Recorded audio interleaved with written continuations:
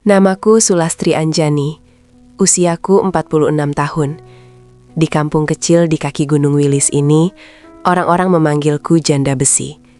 Bukan karena aku galak, bukan juga karena aku kejam, tapi karena hidupku di tempat terlalu keras dan aku tidak patah. Setiap pagi, sebelum ayam jantan pertama berkokok, aku sudah berdiri di kandang. Udara masih dingin, kabut turun rendah menyelimuti ladang rumput gajah di belakang rumah. Bau tanah basah bercampur dengan aroma khas kambing etawa yang sudah sangat kukenal. Bau yang bagi sebagian orang menjijikan, tapi bagiku justru menenangkan. Bau kehidupan. Tanganku terbiasa membuka pintu kandang yang terbuat dari kayu tua. Satu persatu kambing menyambutku dengan suara ambikan pelan. Aku menyentuh punggung mereka, memeriksa ambing, melihat mata, hidung, dan gerak tubuhnya. Aku tahu mana yang sehat, mana yang mulai sakit, bahkan sebelum tanda-tandanya benar-benar jelas. 100 ekor lebih kambing etawa ini bukan sekadar ternak. Mereka adalah saksi hidupku.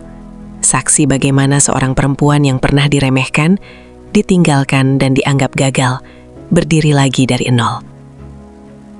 8 tahun lalu, aku bukan siapa-siapa. Hanya istri dari lelaki desa biasa. Perempuan yang percaya bahwa setia dan patuh akan cukup untuk membuat rumah tangga bertahan. Ternyata aku salah. Suamiku pergi bukan karena mati, bukan karena sakit, tapi karena memilih perempuan lain. Ia pergi dengan alasan klasik, ingin hidup baru, ingin bahagia. Meninggalkanku dengan rumah kecil, pandangan sinis tetangga, dan luka yang tidak bisa dijahit. Aku ingat hari itu dengan jelas. Aku tidak menangis di depan siapapun. Aku tidak berteriak. Aku hanya duduk lama di teras, memandangi jalan tanah tempat motor suamiku menghilang, sambil bertanya dalam hati, apa salahku sampai aku ditinggalkan seperti ini? Tak ada jawaban, dan hidup tidak memberiku waktu untuk menunggu. Aku bekerja, aku menekan rasa, aku menguat. Aku menjual perhiasan terakhir yang kupunya, membeli 2 ekor kambing betina kurus, belajar merawat dari buku bekas, dari obrolan dengan peternak tua, dari kegagalan yang sering berujung tangis di malam hari. 1 kambing mati, aku belajar. 1 kambing sakit, aku belajar lagi. Sedikit demi sedikit, kandang bertambah. Susu mulai dijual, produk olahan mulai dikenal. Sampai akhirnya aku bisa berdiri seperti sekarang, mandiri, mapan, tapi sendiri. Orang-orang melihatku kuat, tapi mereka tidak tahu, kekuatan itu lahir dari keterpaksaan. Setiap malam, saat pintu rumah tertutup rapat dan suara desa mereda, aku sering duduk sendirian di tepi ranjang, menatap langit-langit, mendengar detak jam tua, dan merasakan kesepian yang tak bisa kutitipkan pada siapapun. Aku jarang ke warung, jarang ikut kumpulan. Aku tahu, mulut orang lebih tajam dari pisau. Bagiku, hidup sudah cukup rumit tanpa harus menambahkan gosip di dalamnya. Sore itu, matahari menggantung rendah di balik perbukitan. Aku baru saja selesai mencatat hasil susu dan duduk di kursi bambu depan rumah sambil meneguk es teh. Angin sore membawa aroma rumput segar. Biasanya sore seperti ini terasa hampa. Tapi hari itu, sesuatu berubah. Aku mendengar suara motor tua mendekat. Mesinnya berderit, seperti dipaksa bertahan hidup. Aku mengangkat kepala dan melihat seorang pemuda berhenti di depan pagar kayu rumahku. Motornya kusam, tas kain lusur menggantung di bahunya. Bajunya penuh debu jalan. Ia turun, membuka helm murah, dan berdiri sejenak seperti menimbang keberanian. "Permisi, Bu," katanya akhirnya. Suaranya rendah, sopan, tidak memelas. "Saya dengar Ibu butuh orang buat kerja." Aku menatapnya dari ujung kepala sampai kaki. Kebiasaan. Banyak lelaki datang melamar kerja di tempatku. Kebanyakan menyerah dalam seminggu. Bau kandang, kerja berat, dan gaji yang tidak seberapa membuat mereka pergi. "Kamu dari mana?" tanyaku singkat. "Banyuasin, Bu. Sumatera Selatan. Nama saya Raka." Logatnya halus, tatapannya tenang, tidak menantang, tidak juga takut. "Kamu tahu kerja di sini apa saja?" "Iya, Bu. Ngurus kambing, bersihin kandang, perah susu, apa saja." Aku menyandarkan punggung ke kursi. "Kerja di sini berat. Bangun sebelum subuh. Panas, hujan, bau. Kamu tahan?" Ia mengangguk tanpa ragu. "Tahan, Bu." Aku diam. Entah kenapa, Ada sesuatu di sikapnya yang membuatku menunda penilaian. Bukan karena wajahnya, tapi karena caranya berdiri. Tegak, tapi tidak sombong. Seolah ia datang bukan untuk mengemis pekerjaan, tapi menawarkan tenaga dengan harga diri. "Besok datang subuh," kataku akhirnya. "Kita lihat kamu kuat apa enggak." Wajahnya sedikit berbinar. "Iya Bu, terima kasih." Ia menyalakan motornya dan pergi, meninggalkan debu tipis di jalan tanah. Aku menatap punggungnya sampai menghilang. Sore kembali sunyi, tapi ada rasa aneh yang tertinggal. Malam itu aku menutup pintu lebih awal, makan seadanya, duduk di kamar dalam gelap. Pikiranku melayang ke wajah pemuda tadi. Aku menggeleng pelan. "Dia cuma pekerja, Lastri, jangan aneh-aneh." Subuh berikutnya dingin menusuk tulang. Aku membuka pintu rumah dan tertegun. Di halaman, Raka sudah berdiri. Tangannya memegang sapu. Bajunya sederhana tapi bersih. Wajahnya segar. "Pagi, Bu," katanya sambil tersenyum kecil. Jam belum menunjukkan pukul 4. "Kamu cepat?" kataku. Ia mengangguk, takut kesiangan. Tanpa banyak bicara, ia mulai bekerja. Menyapu halaman, membersihkan kandang, mengangkat ember. Aku mengamatinya dari kejauhan. Gerakannya cekatan, tidak asal, tidak mengeluh. Aku sengaja menyuruhnya ke kandang paling belakang, kandang paling bau, paling licin. Biasanya itu titik akhir bagi pekerja baru. Ia hanya mengangguk dan masuk. Menit berganti. Ia tidak keluar. Setengah jam. Masih terdengar suara sekop. 1 jam kemudian, ia keluar sebentar. Wajahnya pucat, keringat mengalir, napas berat. Aku hampir menyuruhnya berhenti. Hampir. Tapi ia hanya duduk sebentar, lalu masuk lagi. Dadaku menghangat tanpa izin. Siang itu, kandang belakang bersih. Tidak sempurna, tapi layak. Raka berdiri di depanku dengan pakaian kotor dan senyum kecil. "Selesai, Bu." Aku mengangguk. "Cukup." Satu kata itu seharusnya biasa. Tapi cara ia tersenyum, seperti anak kecil yang baru mendapat pengakuan, membuat dadaku bergetar pelan. Dan di hari itu, tanpa kusadari, sebuah pintu kecil di hatiku yang selama ini terkunci rapat, mulai berderit pelan. Aku belum tahu apa yang akan masuk setelahnya. Aku hanya tahu satu hal, pemuda perantau bernama Raka itu bukan sekadar datang untuk bekerja. Jika kamu mau, aku siap lanjut BAB 2 versi gubahan dengan tensi emosi lebih tajam. Tinggal bilang, lanjut bab 2. Lanjut bab 2. Hari-hari setelah Raka mulai bekerja berjalan dengan irama yang berbeda. Bukan lebih cepat, bukan juga lebih ringan, tapi lebih terasa. Aku masih bangun sebelum subuh, masih menjerang air di dapur gelap, masih membuka pintu kandang dengan tangan yang sama. Namun kini, sebelum aku benar-benar menyapa pagi, suara langkah kaki sudah lebih dulu terdengar di halaman. Kadang bunyi sapu menyentuh tanah, kadang suara ember yang beradu pelan. Kadang hanya dengus napas seseorang yang sedang bekerja. Raka selalu datang lebih awal. Awalnya aku mengira itu hanya semangat di hari-hari pertama. Biasanya orang seperti itu akan mulai mengendur setelah badan benar-benar merasakan lelah. Tapi hari berganti hari, ia tetap sama. Datang paling pagi, pulang paling akhir, dan tidak pernah duduk kecuali benar-benar kehabisan tenaga. Ia tidak banyak bicara. Kalau bicara pun seperlunya. Dan justru itu yang membuatku memperhatikannya. Raka tidak pernah bertanya tentang masa laluku, tidak pernah menyinggung statusku sebagai janda.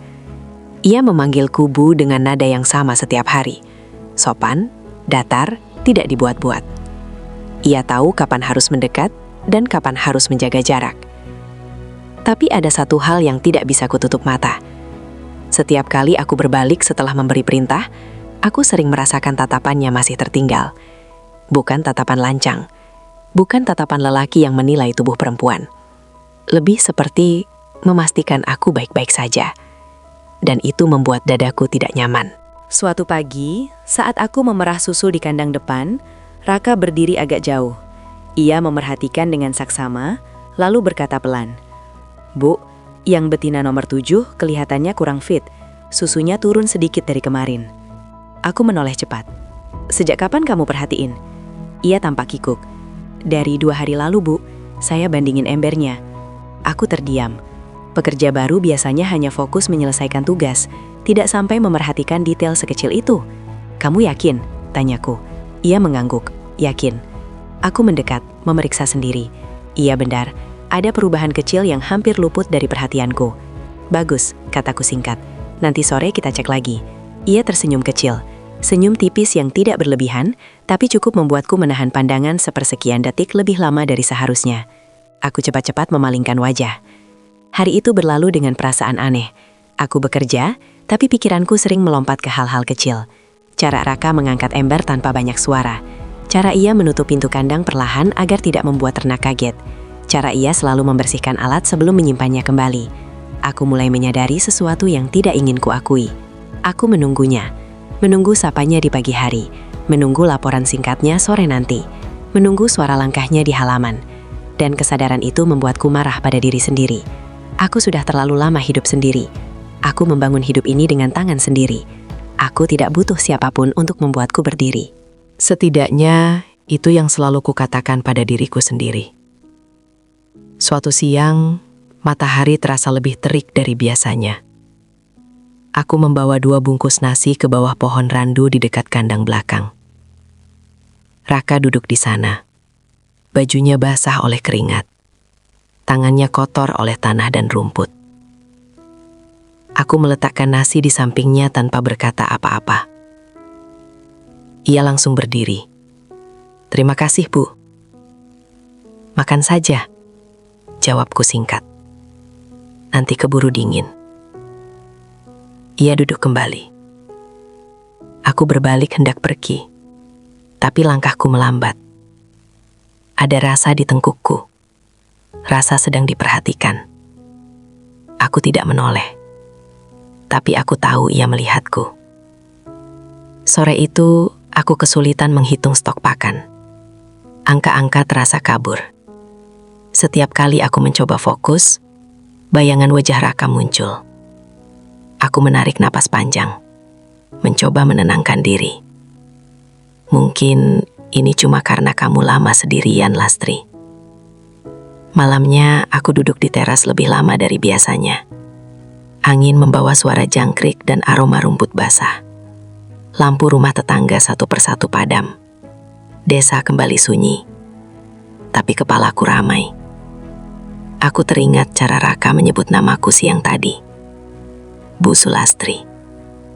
Sudah lama sekali tidak ada lelaki yang menyebut namaku dengan nada seperti itu. Bukan nada yang mengharap. Bukan juga nada yang menuntut. Hanya menyebut. Dan itu cukup membuat dadaku terasa hangat. Besok paginya, aku pura-pura sibuk di dapur. Tapi mataku tak bisa berhenti melirik ke arah kandang lewat jendela. Raka sudah di sana. Mengangkat jerami. Menuang air. Menyapu lantai. Aku berdiri terlalu lama di depan jendela. Sampai akhirnya aku sadar, aku sedang melakukan sesuatu yang tidak seharusnya. Aku keluar. "Pagi," kataku singkat. "Pagi, Bu." Aku berjalan mendahului, memberi beberapa perintah. Ia mengangguk patuh. Tapi aku bisa merasakan detak jantungku tidak normal. Bukan karena capek, tapi karena ada sesuatu yang bergerak di dalam dada. Desa kecil seperti ini tidak pernah benar-benar diam. Perubahan sekecil apapun akan cepat terasa. Beberapa hari kemudian, aku mulai melihat pandangan yang berbeda. Senyum yang biasanya ramah berubah setengah-setengah. Obrolan di warung berhenti mendadak saat aku masuk. "Bu Sulastri sekarang sering kelihatan sama pekerjanya ya?" kata seorang ibu sambil tertawa kecil. Aku tersenyum tipis. "Kerja bareng."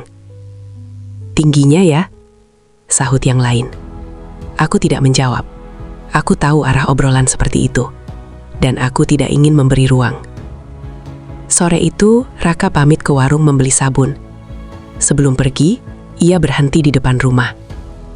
"Bu," katanya pelan, "jangan kerja terus. Istirahat juga." Kalimatnya sederhana, tapi caranya mengucap membuat dadaku nyeri aneh. Seperti ada perhatian di sana. Perhatian yang sudah lama tidak kurasakan dari seorang lelaki. Iya, Jawabku singkat. Malam itu aku sulit tidur. Aku berbaring menatap gelap. Setiap kali memejamkan mata, wajahnya muncul. Aku bangkit, duduk di tepi ranjang, dan memarahi diriku sendiri dalam hati. Dia cuma pekerja. Kamu bosnya. Jangan bodoh. Tapi perasaan tidak bisa dimarahi. Hari-hari berikutnya, jarak di antara kami terasa makin rumit. Bukan jarak fisik, tapi jarak batin. Setiap kali tangan kami bersentuhan saat mengangkat ember atau menatap pakan, ada sengatan kecil yang menjalar cepat. Aku selalu menarik tangan lebih dulu. Raka tidak pernah memaksakan, tapi matanya berbicara lebih banyak dari mulutnya. Suatu sore, saat aku mencatat pengeluaran di gudang, ia berdiri di ambang pintu. Bu, semua kambing sudah dimandikan. Aku menoleh. Tatapannya tenang, tapi ada sesuatu di sana yang membuatku sulit bernafas. Besok bantu cek susu lagi, kataku cepat. Iya, Bu. Ia tersenyum kecil. Senyum itu tertinggal lama di kepalaku. Malam itu aku duduk sendirian di teras. Aku mulai bertanya pada diriku sendiri.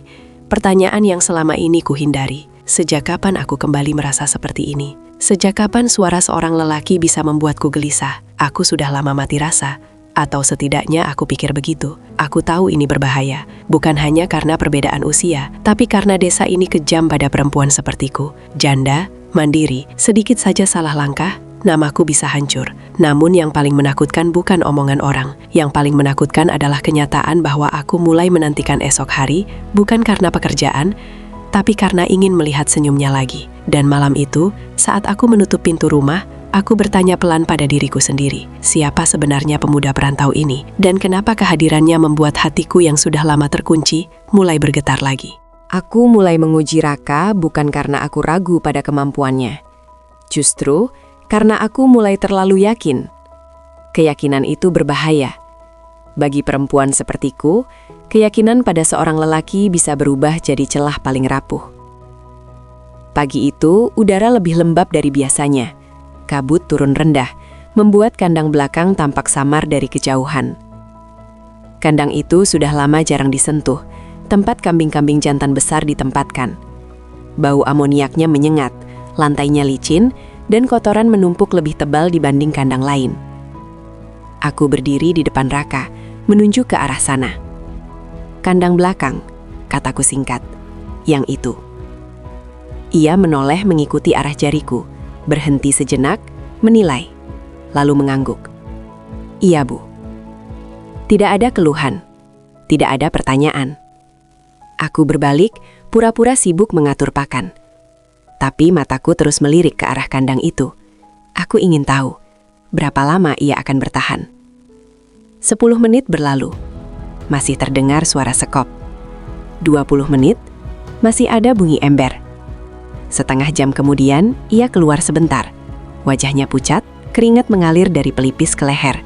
Bau kandang menempel kuat di bajunya. Ia duduk di bangku kecil, mengusap wajah dengan lengan, menarik napas panjang. Aku hampir melangkah mendekat. Hampir berkata, cukup. Tapi aku menahan diri. Ia berdiri lagi, masuk kembali ke kandang. Dadaku terasa aneh, bukan kasihan, bukan juga puas. Lebih seperti tersentak oleh kesadaran bahwa anak ini punya daya tahan yang tidak main-main. Aku akhirnya mengambil air minum dan mendekat saat ia keluar untuk kedua kalinya.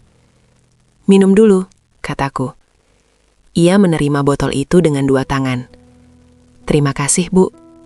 Tangannya kotor. Kukunya hitam oleh tanah. Tapi ia tetap berdiri agak menjauh, seolah menjaga batas yang tak pernah kusampaikan secara lisan. Kamu bisa istirahat sebentar, kataku. Ia menggeleng pelan. Sedikit lagi, Bu, biar sekalian beres. Aku menatapnya lebih lama dari yang seharusnya. Di wajahnya tak ada rasa terpaksa. Yang ada hanya tekad. Aku mengangguk, lalu pergi sebelum ia bisa melihat perubahan di mataku. Siang itu aku tidak tenang. Aku berkali-kali keluar masuk rumah, pura-pura mengecek sesuatu, hanya untuk memastikan ia baik-baik saja. Aku berdiri di balik pintu kandang, mendengar suaranya bekerja, napasnya yang berat, bunyi skop yang beradu dengan lantai. Aku marah pada diri sendiri. Sejak kapan aku peduli sejauh ini? Saat matahari tepat di atas kepala, Raka akhirnya keluar. Kandang itu jauh lebih bersih dari sebelumnya. Tidak sempurna, tapi layak. Ia berdiri di depanku dengan pakaian basah oleh keringat, napas masih tersengal. "Selesai, Bu," katanya pelan. Aku mengangguk. "Cukup." Satu kata. Tapi cara ia tersenyum setelahnya, seperti anak kecil yang baru mendapat pengakuan, membuat dadaku menghangat tanpa izin. Sejak hari itu, aku menambah tanggung jawabnya. Bukan karena aku ingin memanfaatkannya, tapi karena aku ingin tahu sejauh mana ia bertahan. Mengecek kesehatan ternak, mencatat pakan, ikut membantu proses pengolahan susu. Ia belajar cepat. Bertanya seperlunya, tidak sok tahu, tidak malas. Dan tanpa kusadari, aku mulai mengandalkannya. Suatu sore, aku memperhatikannya dari balik jendela dapur. Ia sedang mengangkat jerami. Gerakannya mantap. Punggungnya basah oleh keringat. Matahari sore jatuh tepat di sisi wajahnya, membuat garis rahangnya terlihat jelas. Aku berdiri terlalu lama di sana. Ada getaran kecil di dadaku. Getaran yang tidak seharusnya ada. Aku menutup jendela dengan cepat. Malam itu, aku menangis diam-diam. Bukan karena sedih, tapi karena takut. Takut pada perasaan yang mulai tumbuh tanpa izin. Takut pada diriku sendiri yang ternyata masih bisa berharap. Besok paginya, aku bersikap lebih dingin. Suaraku datar, perintahku singkat. Aku menjaga jarak seolah jarak itu bisa memadamkan apa yang mulai menyala. Raka menyadari perubahan itu. Aku tahu dari caranya menunduk lebih sering, dari senyumnya yang jarang muncul. Tapi ia tidak bertanya. Ia hanya bekerja lebih keras. Saat makan siang, aku melihatnya duduk sendiri di bawah pohon randu. Biasanya aku membawakan nasi. Hari itu aku hampir tidak melakukannya. Hampir. Kakiku bergerak sendiri. Aku meletakkan nasi di sampingnya tanpa bicara. "Terima kasih, Ibu," katanya pelan. Aku mengangguk dan pergi. Tapi langkahku terasa berat. Ada rasa bersalah yang tidak seharusnya muncul, hanya karena aku memilih bersikap profesional. Sore itu, aku mendengar gosip untuk pertama kalinya dengan jelas. Bu Sulastri sekarang makin sering bareng si pekerja mudanya ya. Namanya juga janda, lama sendirian. Kata-kata itu terdengar seperti bisikan, tapi cukup tajam untuk melukai. Aku pura-pura tidak dengar. Tapi malamnya, kata-kata itu berputar-putar di kepalaku. Aku duduk di teras lebih lama dari biasanya. Lampu minyak menyala redup. Angin malam membawa suara kandang. Aku mendengar langkah kaki mendekat. "Bu," suara Raka terdengar ragu. "Boleh saya tanya sesuatu?" Aku menoleh. "Apa?" Ia berdiri beberapa langkah dariku. Jarak aman. Selalu aman. "Kalau saya ada salah," katanya pelan, "tolong bilang, saya cuma mau kerja yang benar." Kalimat itu membuat dadaku sesak. Bukan karena ia salah, tapi karena ia takut kehilangan tempat. "Kamu kerja bagus," kataku akhirnya. "Jangan mikir yang lain." Ia mengangguk, tapi sebelum pergi, ia berkata pelan, "Kalau ibu capek, bilang saja." Kalimat sederhana, tapi seperti palu kecil yang memukul dinding pertahananku. Aku tidak menjawab. Aku hanya menatap punggungnya sampai ia menghilang di balik kandang. Malam itu aku tidak bisa tidur. Aku menyadari sesuatu yang tak bisa lagi kupungkiri. Aku tidak hanya mengujinya. Aku sedang diuji. Diuji oleh rasa yang tidak kuminta. Diuji oleh kehadiran yang terlalu tulus untuk diabaikan. Dan diuji oleh kenyataan bahwa mungkin selama ini aku bukan kuat karena tidak butuh siapa-siapa, tapi karena tidak pernah memberi kesempatan. Dan di hari itu, setelah kandang paling kotor dibersihkan dan ujian pertama dilewati, aku tahu satu hal dengan pasti. Pemuda perantau bernama Raka itu bukan hanya bertahan di peternakanku, ia mulai menetap di pikiranku. Sejak hari kandang paling kotor itu dibersihkan, ada jarak baru yang tumbuh di antara kami. Bukan jarak fisik, justru jarak yang lahir dari kesadaran. Aku mulai sadar betul, Raka bukan lagi sekadar pekerja yang bisa kupandang tanpa perasaan. Dan kesadaran itu membuatku gelisah. Aku mulai menghitung segala sesuatu. Usia, status, pandangan orang, masa depan. Semua hal yang dulu tak pernah kupikirkan kini datang beriringan, menekan dadaku tanpa ampun. 46 dan 28. Janda dan perantau. Pemilik peternakan dan pekerja harian. Jarak itu terlalu nyata. Pagi-pagi aku sengaja mempercepat langkah, memberi perintah singkat. Tidak lagi berdiri terlalu lama di dekatnya. Aku menjaga jarak, seolah jarak itu bisa membunuh perasaan sebelum ia tumbuh lebih besar. Tapi perasaan tidak mengenal aturan. Suatu pagi, saat kami memindahkan pakan ke gudang, tanganku tak sengaja menyentuh lengannya. Hanya sebentar, kulit ke kulit. Namun sentuhan itu seperti aliran listrik yang menjalar cepat ke dada. Aku refleks menarik tangan. "Maaf Bu," katanya cepat. "Nggak apa-apa," jawabku terlalu cepat. Kami sama-sama diam. Udara terasa berat. Bau jerami, keringat, dan tanah basah bercampur jadi satu. Aku berbalik lebih dulu, takut mataku mengkhianatiku. Sejak itu aku mulai menegur diriku sendiri dalam hati setiap malam. Ini cuma ilusi. Kamu kesepian. Jangan bodoh. Tapi setiap pagi, saat mendengar langkahnya di halaman, hatiku berdegup lebih cepat tanpa izin. Desa kecil ini terlalu peka. Beberapa hari kemudian, aku mulai melihat perubahan sikap orang-orang. Senyum yang dulu hangat, kini setengah. Obrolan yang dulu ramah, kini berhenti saat aku lewat. Aku tahu, gosip mulai mencari bentuk. Bu Sulastri kelihatan makin cerah ya sekarang. Kelihatan seneng terus. Kalimat-kalimat itu terdengar seperti pujian, tapi nadanya menyimpan makna lain. Aku hanya tersenyum tipis, pura-pura tidak paham. Raka pun merasakannya. Aku tahu dari caranya menunduk lebih sering saat ada orang lain di sekitar. Dari caranya menjaga jarak lebih jauh di depan warga. Ia seperti sengaja menarik diri, memberi ruang agar aku tidak semakin disorot. Suatu sore, saat kami memberi makan kambing bersama, ia berkata sambil tersenyum kecil, "Bu, kambing-kambing ini kayaknya sayang banget sama ibu." Aku mengangguk. Mereka cuma kenal yang ngasih makan. Ia tertawa pelan. Tapi bukan cuma kambing yang betah di sini. Aku langsung menoleh. "Maksud kamu apa?" Ia cepat-cepat menggeleng. "Bercanda, Bu. Maaf." Aku pura-pura kesal. Tapi bibiku terasa panas. Ada sesuatu di dalam dadaku yang bergetar, antara senang dan takut. Malam itu aku tidak bisa tidur. Aku berbaring memandangi langit-langit, mendengar suara jangkrik dan sesekali embikan kambing dari kejauhan. Aku bertanya pada diriku sendiri. Pertanyaan yang paling kutakuti. Apa aku mulai menyukainya? Jawabannya tidak pernah datang dengan kata-kata. Tapi tubuhku tahu. Cara napasku berubah saat namanya disebut.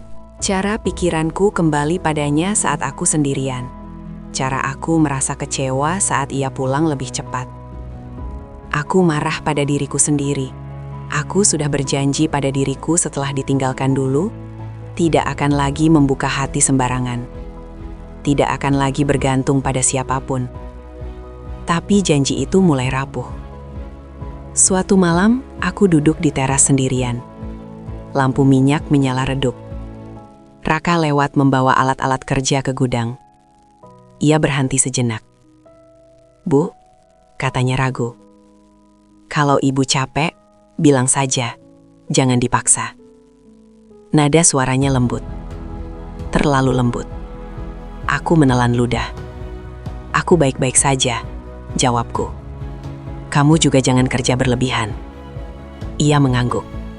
"Iya, Bu." Ia berjalan pergi, tapi kalimatnya tertinggal lama di kepalaku. Jangan dipaksa. Seolah ia tahu betul bagaimana aku memaksa diriku sendiri untuk selalu kuat. Keesokan harinya, aku melihatnya duduk di bawah pohon randu, menyanyi pelan. Suaranya serak, tidak sempurna, tapi jujur. Aku berdiri di balik kandang, mendengarkan tanpa berani mendekat. Ada ketenangan di wajahnya saat ia bernyanyi, seolah dunia tidak terlalu berat jika dinikmati sebentar. Disitulah aku sadar. Aku bukan hanya tertarik pada keberadaannya. Aku tertarik pada ketulusannya. Dan itu jauh lebih berbahaya. Aku mulai membayangkan hal-hal yang seharusnya tidak kubayangkan. Bagaimana jika ia pergi suatu hari? Bagaimana jika ia menikah dengan perempuan seusianya? Bagaimana jika aku hanya persinggahan? Bayangan-bayangan itu membuat dadaku sesak. Suatu sore, aku memberanikan diri berkata pada diriku sendiri, aku harus berhenti. Aku memutuskan untuk menjaga jarak lebih tegas. Tidak lagi duduk berdua, tidak lagi memberi perhatian kecil. Aku ingin mematikan api sebelum ia membesar. Tapi perasaan tidak bisa diperintah. Sore itu hujan turun tiba-tiba. Angin kencang menggoyang pepohonan. Aku berdiri di teras, memandang langit gelap. Raka berlari kecil dari kandang, memastikan semua pintu tertutup. Saat ia mendekat, aku melihat kekhawatiran di wajahnya. Bu, hujannya bakal besar. Kandang belakang agak bocor. Aku mengangguk. Besok kita perbaiki. Ia berdiri agak lama, lalu berkata pelan, hampir seperti bisikan. Ibu jangan kerja sendirian terus. Aku menatapnya. Tatapan kami bertemu lebih lama dari biasanya. Di situ, di antara suara hujan dan angin, aku merasakan tembok terakhir di hatiku mulai retak. Aku tahu ini salah. Aku tahu ini berbahaya. Tapi untuk pertama kalinya setelah bertahun-tahun, aku juga tahu satu hal yang tak bisa kutolak lagi. Jarak usia bisa dihitung. Jarak status bisa dijelaskan. Tapi jarak hati sudah terlalu dekat untuk diabaikan. Dan tanpa kusadari, malam hujan yang akan datang akan mengubah segalanya. Hujan turun tanpa aba-aba malam itu. Bukan hujan biasa, tapi hujan yang jatuh seperti ingin membersihkan sesuatu yang sudah terlalu lama dipendam. Angin berembus kencang, membuat daun-daun pisang di belakang rumah beradu keras. Langit gelap menutup cepat, dan tak lama kemudian listrik padam. Rumahku tenggelam dalam senyap yang hanya dipecah oleh suara air menghantam atap seng. Aku menyalakan lampu minyak di ruang tamu. Cahayanya kecil, kekuningan, bergetar mengikuti tiupan angin yang menyusup lewat celah jendela. Malam terasa lebih dingin dari biasanya. Aku menyampirkan selimut ke bahu, berniat masuk kamar lebih awal. Belum sempat melangkah, terdengar ketukan di pintu. Pelan, tapi jelas. Jantungku berdegup cepat. Jam di dinding menunjukkan hampir pukul 10 malam. Siapa yang datang jam segini di tengah hujan deras? Aku mendekat ke pintu, menahan nafas. Siapa? Raka, Bu. Suaranya terdengar teredam hujan. Aku membuka pintu perlahan. Di depanku berdiri Raka, basah kuyup. Rambutnya meneteskan air. Bajunya menempel di tubuhnya. Di tangannya ada senter kecil yang cahayanya redup. Maaf, Bu, katanya sambil terengah. Saya cuma mau pastiin kandang aman. Anginnya kencang, takut ada yang terbuka. Aku menatapnya sejenak. Hujan membuatnya tampak berbeda. Lebih nyata, lebih dekat. Masuk dulu, kataku akhirnya. Nanti masuk angin. Ia ragu. Saya basah. Masuk, ulangku singkat. Ia menurut. Aroma hujan dan tanah basah ikut masuk bersama tubuhnya. Aku mengambil handuk dan menyodorkannya. Lap dulu, duduk. Ia duduk di kursi kayu dekat pintu. Aku menuangkan air hangat ke dalam gelas dan menyerahkannya padanya. Tanganku dan tangannya bersentuhan sesaat. Aku cepat menarik tangan. Terima kasih, Bu, katanya pelan. Kami duduk berhadapan. Lampu minyak di antara kami memantulkan bayangan wajahnya di dinding. Hujan di luar seperti dinding suara yang menutup dunia. untuk sesaat, seolah hanya kami berdua yang ada. Aku membuka pembicaraan agar suasana tidak terlalu sunyi. Kamu nggak takut kerja jauh dari rumah? Ia menggeleng pelan. Takut sih, Bu. Tapi saya lebih takut kalau nggak punya tujuan. Aku menatap api kecil di lampu. Keluargamu di Sumatera? Iya, tapi hidup saya nggak di sana, jawabnya lirih.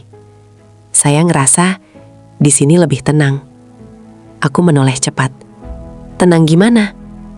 Ia terdiam sejenak, lalu menatapku. Tatapannya dalam, terlalu dalam. Di sini saya ngerasa dihargai, katanya. Ngerasa ada gunanya. Kalimat itu menghantam dadaku. Aku menelan ludah. Saya memperlakukan semua pekerja sama. Ia tersenyum kecil. Saya tahu, tapi yang saya rasain beda. Udara di ruang tamu terasa semakin berat. Aku merasakan jantungku berdetak cepat. Aku ingin menghentikan pembicaraan ini. Ingin berdiri dan menyuruhnya pulang. Tapi kakiku terasa berat. Hujan di luar semakin deras. Petir menyambar jauh di perbukitan. Bu, katanya lagi. Suaranya lebih pelan. Sejak kerja di sini, hidup saya berubah. Saya bangun pagi bukan cuma karena kerjaan. Aku memejamkan mata sesaat. Raka, kataku akhirnya. Kamu capek, istirahat saja. Besok pagi kerjaan masih banyak. Ia mengangguk pelan. Tapi sebelum bangkit, ia berkata satu kalimat yang membuatku membeku. Saya ngerasa di sini kayak pulang. Aku menatapnya. Kata-kata itu sederhana, tapi maknanya terlalu besar. Aku berdiri cepat, pura-pura merapikan sesuatu di dapur, agar ia tidak melihat wajahku yang mulai bergetar. Kamu pulang sekarang, kataku tegas, tapi suaraku tidak sekeras yang kuinginkan. Hujan sudah agak reda. Ia berdiri, menatapku lama. Tidak mendekat, tidak juga mundur. Seolah ingin mengatakan sesuatu, tapi memilih menahannya. Iya, Bu, katanya akhirnya. Ia melangkah ke pintu. Sebelum keluar, ia berhenti dan menoleh sekali lagi. Tatapan itu, tatapan yang menyimpan banyak hal yang tidak terucap, menempel kuat di dadaku. Selamat malam, Bu. Selamat malam, jawabku lirih. Pintu tertutup. Suara hujan kembali mendominasi. Aku bersandar ke dinding, menarik napas panjang. Tanganku gemetar, kakiku lemas. Untuk pertama kalinya sejak suamiku pergi, aku merasa jantungku benar-benar hidup lagi. Dan itu menakutkan.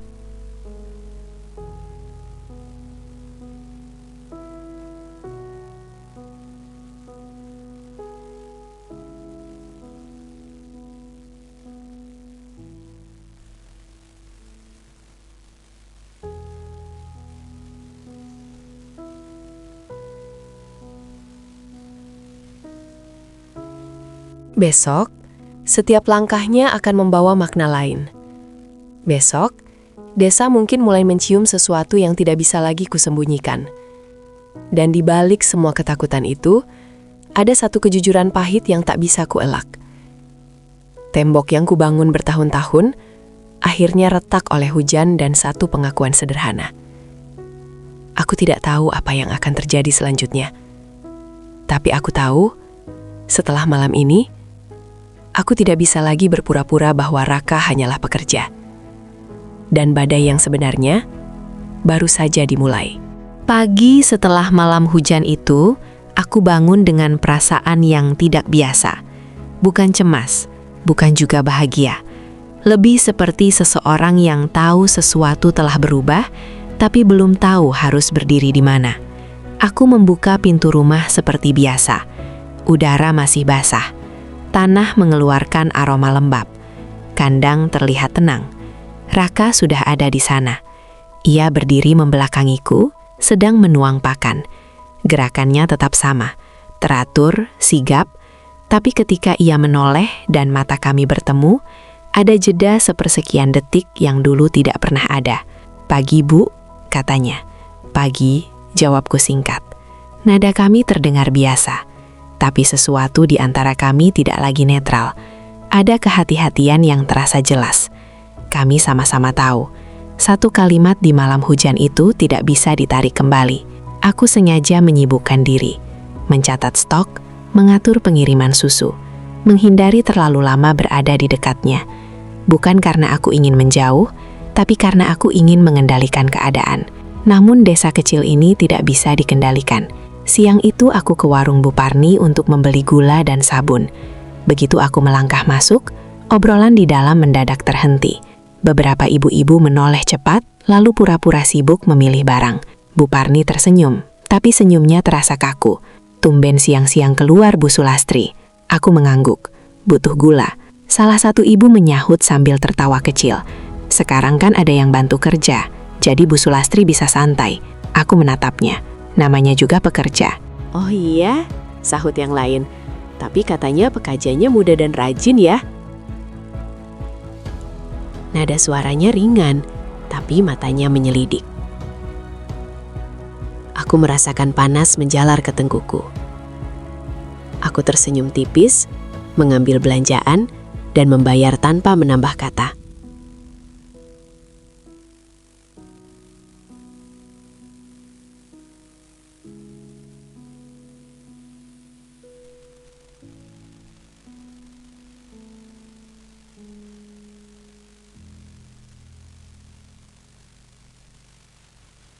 Aku mengangguk tanpa menatap.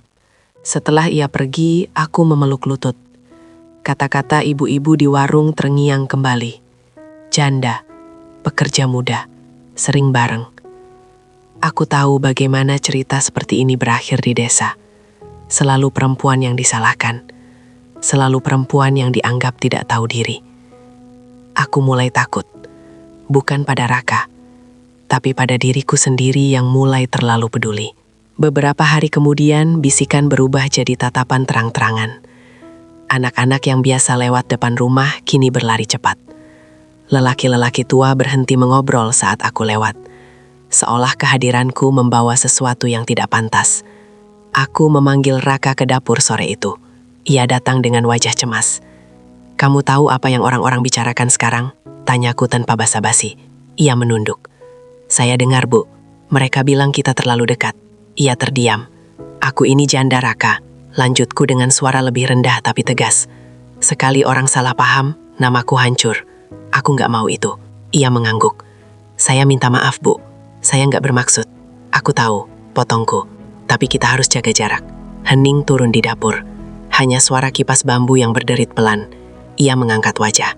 "Kalau saya menjauh, apa itu cukup buat Ibu?" Aku tidak langsung menjawab.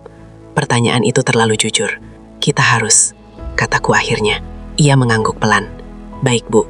Sejak hari itu, ia benar-benar menjaga jarak. Bekerja lebih cepat, tidak lagi berdiri dekat, tidak lagi berbincang kecuali soal pekerjaan. Aku seharusnya lega. Tapi justru dadaku terasa lebih kosong. Gosip tidak berhenti, bahkan makin liar. Ada yang bilang Raka sering menginap.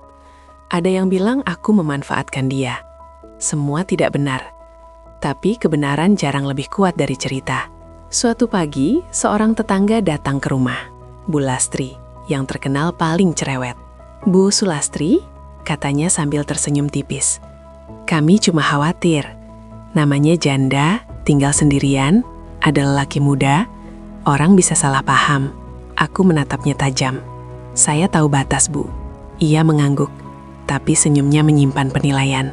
Kami cuma mengingatkan. Setelah ia pergi, aku duduk lama di kursi dapur. Tanganku gemetar. Aku merasa seperti kembali ke masa lalu. Dinilai, disalahkan, tanpa diberi kesempatan menjelaskan. Aku menatap ke arah kandang. Raka sedang bekerja. Punggungnya membelakangiku. Aku tahu ia ikut menanggung beban ini, meski ia tidak salah apa-apa. Malam itu, aku berdiri di jendela kamar, melihat lampu kecil di kandang masih menyala. Ia belum tidur. Dalam hatiku ada pergulatan yang semakin keras, antara menjaga diri dan menjaga perasaan, antara bertahan pada citra dan jujur pada hati. Dan untuk pertama kalinya, sebuah pikiran yang selama ini kutolak mulai muncul jelas. Mungkin satu-satunya cara menghentikan semua ini adalah dengan melepaskannya. Pikiran itu membuat dadaku sesak. Air mataku jatuh tanpa suara. Aku belum berani mengucapkannya. Tapi aku tahu, tekanan ini tidak akan berhenti begitu saja. Dan jika aku tidak memilih, Desa akan memilihkan untukku. Keputusan itu tidak datang dengan teriakan, tidak juga dengan pertengkaran. Ia datang pelan, seperti air yang merembes dari celah tembok. Dan saat kusadari, segalanya sudah basah. Pagi itu aku bangun lebih awal dari biasanya. Bukan karena pekerjaan, tapi karena semalaman aku tidak benar-benar tidur. Kepalaku penuh dengan suara-suara yang bukan milikku. Omongan orang, tatapan sinis, senyum palsu. Semua berputar tanpa henti. Aku duduk di tepi ranjang, memandang lantai dingin. Nafasku berat. Di luar, ayam jantan mulai berkokok. Waktu terus berjalan, meski hatiku ingin berhenti. Saat aku membuka pintu rumah, halaman terasa terlalu sunyi. Tidak ada suara sapu, tidak ada langkah kaki, tidak ada batu kecil yang biasa terdengar dari arah kandang. Aku berhenti. Jantungku berdetak lebih cepat. Aku melangkah ke kandang dengan perasaan yang tidak ingin kuakui. Tanah masih basah oleh embun. Kabut tipis menggantung rendah. Kandang tertutup rapi. Semua kambing ada, aman, terlalu rapi. Aku melihat ke arah gudang kecil di belakang. Pintu terbuka sedikit. Aku mendekat dan dadaku langsung mengencang. Tas kain lusuh milik Raka tidak ada. Aku berdiri lama di sana. Terlalu lama. Seolah kalau aku tidak bergerak, waktu akan berbaik hati mengulang pagi ini. Tapi waktu tidak peduli. Aku duduk di bangku kayu di depan kandang. Tanganku gemetar. Aku tahu ini akan terjadi. Aku yang menekan. Aku yang meminta jarak. Aku yang takut. Dan sekarang, ia benar-benar pergi. Hari itu aku bekerja seperti mesin. Memberi pakan, membersihkan kandang, memerah susu. Semua kulakukan tanpa rasa, tanpa jeda, tanpa suara. Tubuhku bergerak, tapi pikiranku tertinggal di ruang kosong, tempat Raka biasa berdiri. Aku beberapa kali menoleh tanpa sadar, menunggu sesuatu yang tidak akan datang. Siang hari, panas menyengat. Aku mengangkat karung pakan sendirian. Bebannya terasa 2 kali lipat. Kakiku terpeleset sedikit. Aku hampir jatuh. Biasanya ada tangan yang sigap menahan. Hari itu, tidak ada. Aku terduduk di tanah. Debu menempel di telapak tanganku. Aku memejamkan mata. Nafasku tersengal. Dadaku nyeri seperti ditekan dari dalam. Bodoh, bisikku pada diri sendiri. Kamu sudah tahu akibatnya. Sore itu, satu kambing betina tampak lemas. Aku mencoba menanganinya sendiri. Memberi minum, mengelus punggungnya, berbicara pelan, seperti yang biasa kulihat Raka lakukan. Tapi kambing itu tidak membaik. Aku memanggil Pak Darto. Ia datang, memeriksa sebentar, lalu menggeleng. Harusnya dari kemarin sudah ditangani, Bu, katanya pelan. Kalimat itu seperti tamparan. Kambing itu mati menjelang maghrib.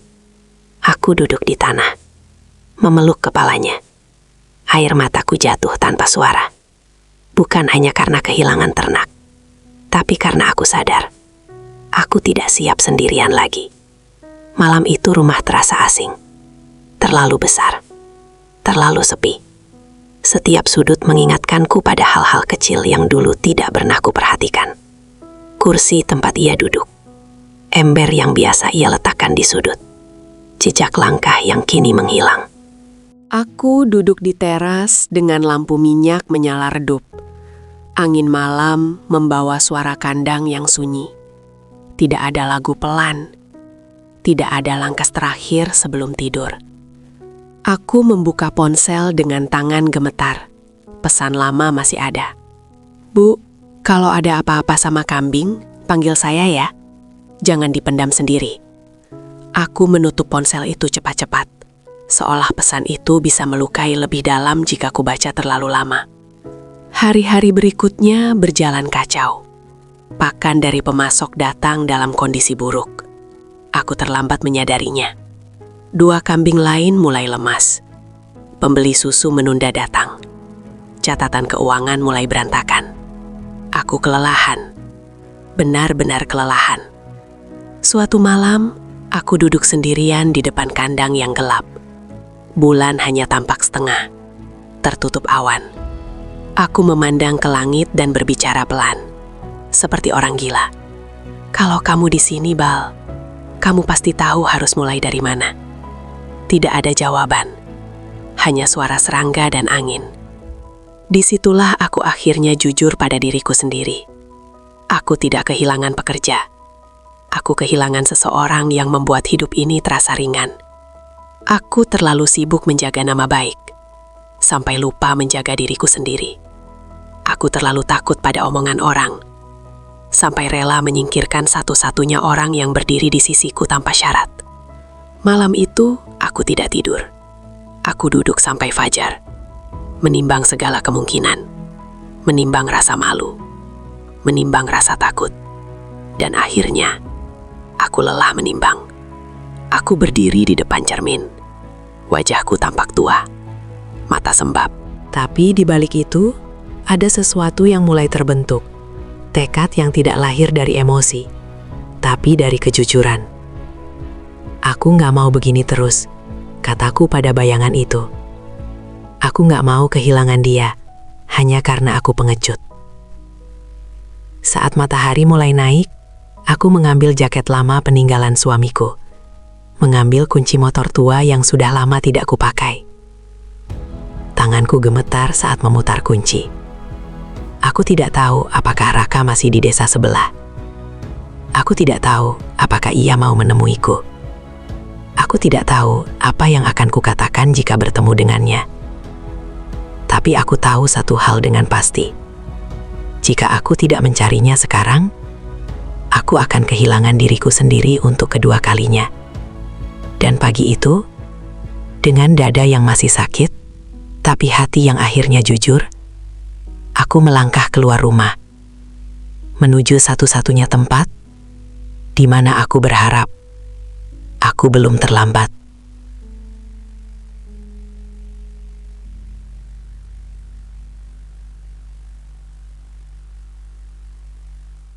Aku tidak pernah membayangkan akan melakukan ini. Perempuan seusiaku, janda, pemilik peternakan yang selama ini dikenal dingin dan tertutup, kini berdiri di depan motor tua dengan tangan gemetar, berniat mencari seorang lelaki yang justru pernah kupaksa pergi. Mesin motor meraung pelan saat dinyalakan. Suaranya serak, seperti ikut menegur keputusanku yang terlambat. Lampu depan menyala redup, cukup menerangi jalan tanah yang masih basah oleh embun pagi. Udara dingin menusuk tulang, tapi dadaku terasa panas. Aku melaju pelan meninggalkan rumah. Setiap meter jalan seperti membawa kembali kenangan. Jalanan sempit di antara sawah, pohon-pohon jati yang berdiri diam, kabut tipis yang menggantung rendah, seolah ikut menyembunyikan niatku dari dunia. Sepanjang perjalanan, kepalaku dipenuhi pertanyaan. Bagaimana kalau dia tidak mau bertemu? Bagaimana kalau dia sudah bekerja di tempat lain? Bagaimana kalau aku hanya mempermalukan diri sendiri? Tapi satu pertanyaan mengalahkan semuanya. Bagaimana kalau aku tidak mencobanya sama sekali? Motor berhenti di sebuah warung kopi kecil dekat pos ronda desa sebelah. Beberapa lelaki muda duduk di bangku panjang, menyeruput kopi sambil tertawa pelan. Begitu aku turun, tawa mereka mereda. Tatapan heran tertuju padaku. Aku menarik nafas dan mendekat. "Mas," tanyaku hati-hati, "di sini ada pemuda perantau kerja di peternakan? Namanya Raka. Mereka saling pandang. Salah satu dari mereka mengangguk. Oh, Raka? Iya, Bu. Kerja di kandang Pak Suro. Dadaku berdebar. Di mana itu? Masuk gang kanan, lurus saja. Nanti kelihatan kandang besar. Aku mengucapkan terima kasih dan kembali naik motor. Jalanan makin sempit, becek. Lampu motor memantul di genangan air. Jantungku berdegup semakin cepat setiap kali aku mendekati kandang yang dimaksud. Dari kejauhan, aku mendengar suara tawa. Aku memperlambat laju motor. Di bawah cahaya lampu kandang, aku melihat Raka. Ia berdiri di dekat palungan, membantu seorang perempuan muda memberi makan kambing. Perempuan itu tertawa kecil. Raka tersenyum. Bukan senyum yang sama seperti saat ia bersamaku, tapi cukup untuk membuat dadaku terasa seperti diremas. Aku berhenti di depan pagar kayu. Tanganku mencengkram setang motor. Nafasku tertahan. Dunia terasa menyempit. Untuk sesaat aku ingin berbalik. Pura-pura tidak pernah datang. Pura-pura tidak peduli. Jadi ini hidup barunya, pikirku pahit. Aku turun dari motor. Suara langkah kakiku di tanah basah membuat mereka menoleh. Wajah Raka berubah seketika. Senyumnya hilang, matanya membesar, seperti tidak percaya. Bu Sulastri? Suaranya gemetar. Aku berdiri beberapa langkah dari mereka. Senyumku kaku. Kamu kelihatan sibuk. Perempuan di sebelahnya menatap kami bergantian, bingung. Bal, ini siapa? Ibu tempat saya kerja dulu, jawab Raka cepat. Aku mengangguk singkat. Aku cuma mau tahu kabar kamu. Perempuan itu tersenyum sopan. Oh, saya Sari, anak Pak Suro. Dadaku sedikit lega, tapi rasa malu datang menyusul. Aku merasa bodoh karena sudah menarik kesimpulan sendiri. Raka melangkah mendekat. Bu, saya... Nggak usah jelasin, potongku pelan. Aku cuma mampir. Aku berbalik. Setiap langkah terasa berat. Aku ingin pergi sebelum air mata yang kutahan tumpah di tempat asing ini. Bu Sulastri, tunggu. Aku berhenti. Tidak langsung menoleh. Perempuan tadi sudah masuk ke kandang, meninggalkan kami berdua. Raka berdiri tepat di belakangku. Perempuan tadi bukan siapa-siapa, katanya cepat. Dia istrinya Pak Suro. Aku memejamkan mata sejenak. Rasa lega bercampur malu membuat dadaku sesak. Aku nggak datang buat urusan itu, kataku lirih. Aku datang karena aku butuh kamu. Kalimat itu keluar begitu saja, tanpa pelindung, tanpa perhitungan. Raka terdiam. Nafasnya terdengar berat. Aku menoleh dan melihat matanya berkaca-kaca. Ada masalah di peternakan. Lanjutku. Kambing sakit. Satu mati. Aku kewalahan. Kenapa ibu nggak panggil saya? Tanyanya pelan. Aku tersenyum pahit. Karena aku pengecut. Ia menggeleng cepat. Ibu bukan pengecut. Ibu cuma terlalu baik sama orang lain. Aku menatapnya. Aku terlalu takut sama omongan orang. Sampai lupa dengerin diriku sendiri. Hening jatuh di antara kami. Suara jangkrik terdengar jelas. Angin malam menyentuh wajah kami pelan. Aku pikir kalau kamu pergi, semua akan selesai. Kataku. Ternyata yang selesai cuma aku.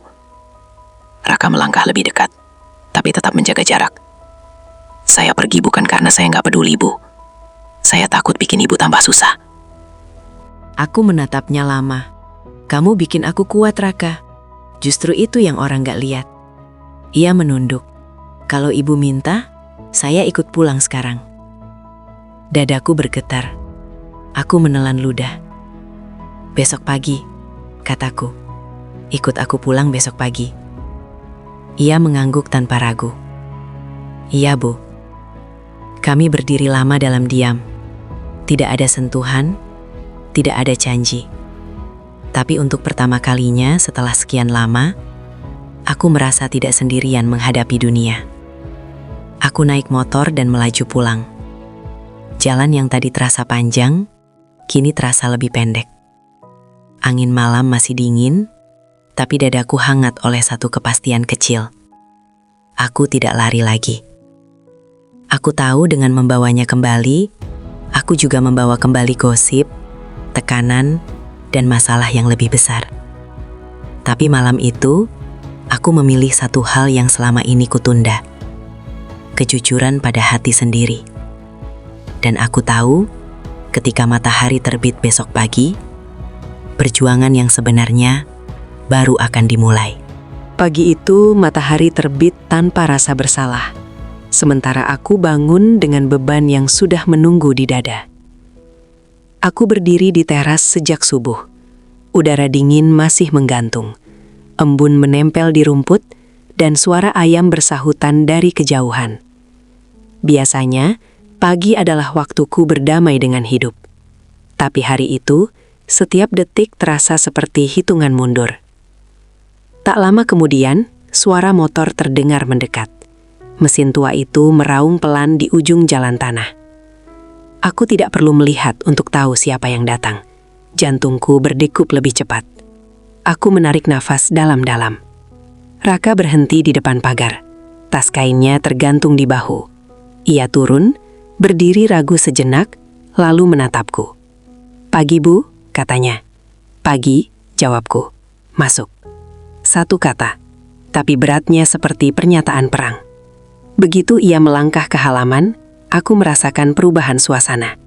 Pintu-pintu rumah tetangga terbuka sedikit. Ada yang pura-pura menyapu, ada yang berdiri di balik pagar. Desa kecil ini tidak pernah kehilangan rasa ingin tahu. Kami langsung menuju kandang. Raka bekerja tanpa banyak bicara, seperti ingin menebus waktu yang hilang. Ia mengecek pakan, memeriksa kambing yang sakit, membersihkan kandang dengan cekatan. Aku berdiri di sampingnya. Melihat caranya bekerja, dadaku terasa campur aduk, antara lega dan takut. Lega karena ia kembali, takut karena aku tahu ini tidak akan dibiarkan begitu saja. Menjelang siang, orang-orang mulai berdatangan. Bukan untuk membantu, tapi untuk memastikan kabar yang sudah menyebar sejak pagi. "Loh, Raka balik lagi. Katanya sudah pindah kerja. Berani juga ya Bu Sulastri." Aku mendengar semuanya. Aku memilih diam. Sore itu, Bu Lastri datang bersama dua ibu lain. Senyum mereka tipis, mata mereka tajam.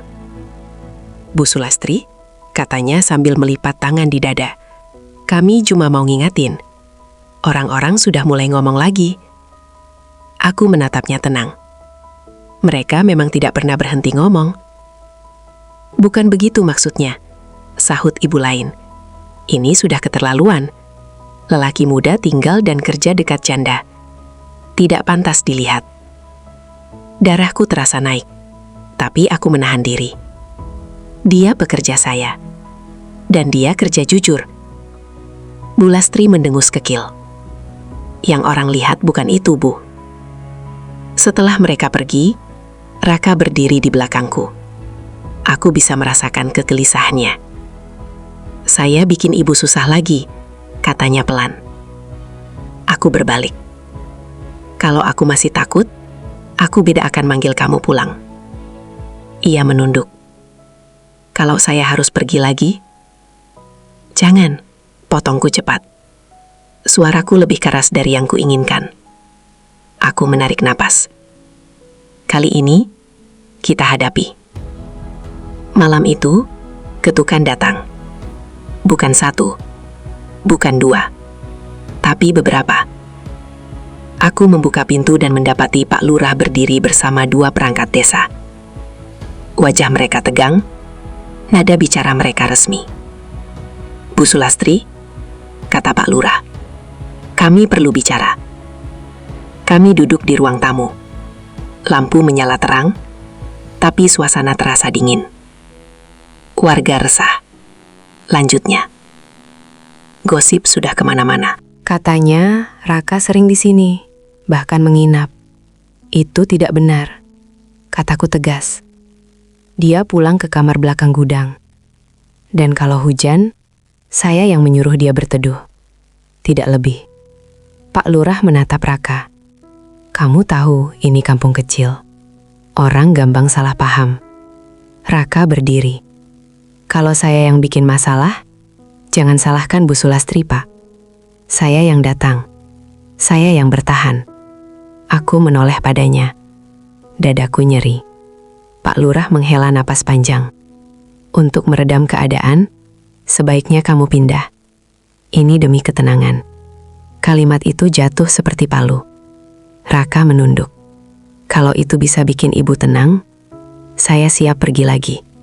Hatiku serasa diremas. Aku berdiri. Tidak, kataku. Pergi bukan solusi. Yang salah bukan kami. Pak Lurah menatapku lama. Bu Sulastri, saya tahu ibu perempuan kuat. Tapi kadang, yang kuat harus mengalah. Aku menggeleng. Saya sudah terlalu lama mengalah. Hening panjang. Suara kambing dari kandang terdengar samar. Setelah mereka pergi, aku duduk lemas di kursi. Raka berdiri di depanku. Saya nggak mau ibu diserang sendirian. Katanya, kalau harus pergi, aku mengangkat wajah. Aku nggak minta kamu jadi tameng. Aku minta kamu jujur. Ia terdiam. Kita sudah cukup diseret oleh omongan. Lanjutku. Kalau memang harus berdiri, kita berdiri bersama. Ia menatapku lama. Matanya bergetar. Kalau begitu, biar saya yang bicara. Aku mengangguk pelan. Malam itu aku tidak tidur. Aku duduk di teras sampai langit mulai memudar. Aku tahu, besok bukan hari biasa. Besok bukan lagi tentang gosip kecil. Besok adalah hari di mana kami harus memilih. Mundur dan kehilangan diri sendiri, atau berdiri dan menanggung segala akibatnya. Dan untuk pertama kalinya, aku tidak lagi takut pada pilihan itu. Pagi itu, aku bangun dengan perasaan yang aneh. Bukan lega, bukan takut. Lebih seperti seseorang yang akhirnya berhenti lari. Aku berdiri di depan cermin cukup lama. Kerutan di sudut mata masih sama. Rambutku yang mulai memutih tak tiba-tiba menghitam. Tubuhku tetap tubuh perempuan 46 tahun yang telah bekerja terlalu keras sepanjang hidupnya. Tidak ada yang berubah di luar. Tapi di dalam, aku sudah mengambil keputusan. Aku keluar rumah saat matahari baru naik setinggi tombak. Raka sudah di kandang, ia bekerja seperti biasa. Tenang, rapi, tidak gelisah. Seolah badai yang akan datang tidak ada hubungannya dengan dirinya. Kita ke balai desa siang ini, kataku tanpa basa-basi. Ia berhenti bergerak, menoleh perlahan. Ibu yakin? Aku mengangguk. Kalau memang harus dihentikan, biar jelas. Kalau memang harus dijalani, biar terang. Ia menarik nafas panjang, lalu mengangguk. Saya ikut. Menjelang siang, kabar itu menyebar lebih cepat dari yang kuduga. Orang-orang mulai berkumpul di balai desa. Ada yang datang karena penasaran, ada yang datang karena ingin memastikan gosip yang beredar benar adanya. Aku melangkah masuk bersama Raka. Kami tidak bergandengan, tidak juga menjaga jarak berlebihan. Kami berjalan sejajar. Itu saja sudah cukup membuat ruangan sunyi. Pak Lurah duduk di depan. Wajahnya serius, tapi tidak memusuhi. Bu Sulastri, Raka, katanya. Kami ingin kejelasan. Biar tidak ada cerita yang makin liar. Aku berdiri lebih dulu. Nama saya Sulastri Anjani, kataku. Saya janda. Saya peternak. Saya hidup dari kerja saya sendiri. Aku menatap satu persatu wajah di ruangan itu. Beberapa aku kenal sejak kecil. Beberapa pernah meminjam uang dariku. Beberapa yang paling rajin membicarakanku di belakang. Apa yang orang-orang katakan tentang saya dan Raka, sebagian benar, sebagian dilebih-lebihkan. Lanjutku. Raka bekerja di tempat saya. Ia membantu saya. Ia tinggal di area kerja. Tidak ada yang melanggar batas. Beberapa orang mulai berbisik. Tapi saya tidak akan bohong, kataku tegas. Kami saling peduli. Ruangan langsung hening. Apa peduli itu dosa? Tanyaku. Saya tidak bersuami. Saya tidak merusak rumah tangga siapapun. Kalau saya tetap dianggap salah, hanya karena usia dan status saya, maka yang salah bukan perasaan kami, tapi cara kita memandang. Dadaku bergetar, tapi aku tidak berhenti. Saya capek hidup di bawah ketakutan. Capek menjaga nama baik, sampai lupa menjaga hati sendiri. Kalau hari ini saya harus memilih, saya memilih jujur. Aku duduk. Raka berdiri. "Saya Raka," katanya dengan suara mantap. "Saya datang ke desa ini sebagai perantau. Saya diterima bekerja, saya dihargai, dan untuk pertama kalinya, saya merasa punya rumah." Beberapa orang menghela napas. Saya tahu perbedaan usia kami. Saya tahu omongan orang. Tapi saya tidak main-main. Kalau kehadiran saya dianggap masalah, saya siap bertanggung jawab. Ia menatap Pak Lurah. "Saya serius. Saya mau menikahi Bu Sulastri." Kalimat itu jatuh seperti batu besar ke tengah ruangan. Aku menatapnya. Mataku panas, bukan karena terkejut, tapi karena aku tahu kalimat itu lahir dari keberanian yang sudah lama ia kumpulkan. Pak Lurah menghela nafas panjang. Ini keputusan besar. Tidak semua orang akan setuju. Aku berdiri lagi. Kami siap menanggung akibatnya, kataku. Saya sudah terlalu lama hidup untuk menyenangkan orang lain. Hening panjang. Akhirnya Pak Lurah mengangguk pelan. Kalau kalian yakin dan dewasa mengambil keputusan ini, desa tidak bisa melarang. Tapi kalian harus kuat. Aku mengangguk. Kami tahu. Kami keluar dari balai desa dengan langkah yang terasa ringan dan berat sekaligus. Ringan karena tidak lagi bersembunyi. Berat karena jalan ke depan tidak akan mudah. Hari-hari setelah itu tidak langsung indah. Ada yang menjauh. Ada yang mencibir. Ada yang terang-terangan menyindir. Tapi ada juga yang diam-diam menyapa, menepuk bahuku, dan berkata lirih. "Yang kuat, Bu. Peternakan kembali hidup. Kambing-ambing sehat. Pekerjaan berjalan teratur. Raka tetap bekerja seperti biasa. Tidak berubah. Tidak sombong. Tidak merasa menang." Suatu sore kami duduk di depan kandang. Matahari turun perlahan di balik Gunung Wilis. Angin membawa aroma rumput dan tanah basah. "Kamu menyesal?" tanyaku pelan. Ia tersenyum. "Kalau menyesal, saya sudah pergi dari awal." Aku mengangguk. Aku juga. Aku menatap langit yang mulai memerah. Aku teringat diriku yang dulu. Perempuan yang mengira kuat berarti tidak butuh siapapun. Hari ini aku tahu. Kuat juga berarti berani jujur pada kebutuhan hati sendiri. Cinta tidak selalu datang rapi. Kadang ia datang lewat hujan, gosip, perpisahan, dan keberanian untuk kembali. Aku tidak tahu apa yang akan terjadi bertahun-tahun ke depan. Tapi untuk pertama kalinya, aku hidup bukan demi menenangkan orang lain. Aku hidup demi kebenaran yang kupilih. Dan itu